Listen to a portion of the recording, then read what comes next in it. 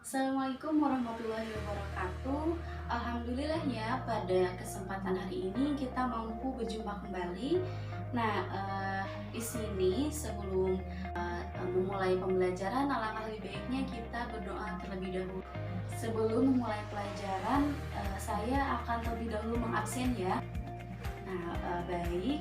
Dalam pembelajaran kali ini kita akan mempelajari mengenai fungsi dan kedudukan dari Pancasila. Nih, siapa di sini yang sudah mengetahui apa saja sih fungsi dan kedudukan dari Pancasila? Langsung saja ya, pahami kedudukan dan juga fungsi dari Pancasila. Yang pertama, Pancasila sebagai dasar negara. Nah, Pancasila berfungsi sebagai dasar negara.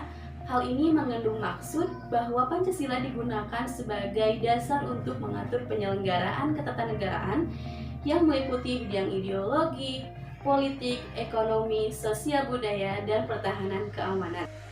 Kemudian, Pancasila sebagai jiwa bangsa. Nah, Pancasila sebagai jiwa bangsa berfungsi agar Indonesia tetap hidup dalam jiwa Pancasila. Setiap bangsa dan negara tentunya memiliki jiwa bangsa. Nah, dalam hal ini Pancasila menjadi jiwa bangsa Indonesia. Pancasila sendiri telah ada sejak bangsa Indonesia lahir, yaitu sejak proklamasi kemerdekaan Republik Indonesia. Selanjutnya, Pancasila sebagai kepribadian bangsa Indonesia.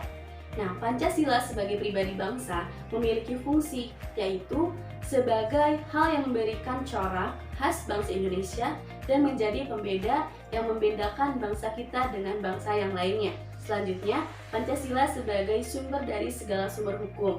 Nah, Pancasila sebagai sumber hukum berfungsi sebagai sumber hukum yang mengatur segala hukum yang berlaku di Indonesia.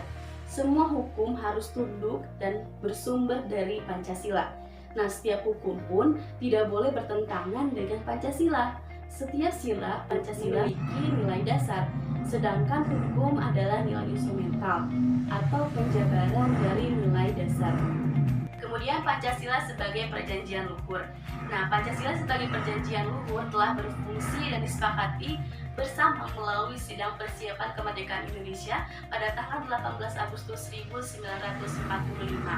Nah, walaupun disahkannya Pancasila oleh sebuah panitia persiapan kemerdekaan Indonesia, tetapi PPKI sebenarnya adalah suatu badan yang memiliki suara rakyat. Jadi setiap Pancasila merupakan hasil perjanjian bersama rakyat. Selanjutnya, Pancasila sebagai cita-cita dan tujuan bangsa Indonesia. Nah, Pancasila sebagai cita-cita bangsa berfungsi untuk menciptakan masyarakat yang adil dan makmur.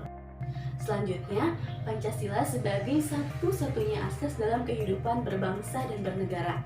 Nah, Pancasila sebagai satu-satunya asas adalah konsekuensi ditetapkan Pancasila oleh bangsa Indonesia sebagai dasar negara dan juga merupakan perwujudan melaksanakan Pancasila secara murni dan konsekuen. Kemudian ada Pancasila sebagai moral pembangunan. Nah, Pancasila dijadikan sebagai kerangka, acuan, tolak ukur, parameter, arah dan tujuan dari pembangunan. Nah, untuk mengakhiri pembelajaran kali ini, marilah kita ucapkan alhamdulillah bersama-sama ya. Alhamdulillahirabbil alamin. Terima kasih atas perhatian kalian. Semoga apa-apa yang telah saya sampaikan kepada kalian mampu kalian pahami dan tentunya mampu kalian refleksikan dalam kehidupan sehari-hari sehingga bermanfaat khususnya bagi kita dan umumnya bagi kita semua ya. Terima kasih sekali lagi. Wassalamualaikum warahmatullahi wabarakatuh. Nah, itulah kedudukan dan fungsi dari Pancasila. Semoga kalian mampu memahaminya ya.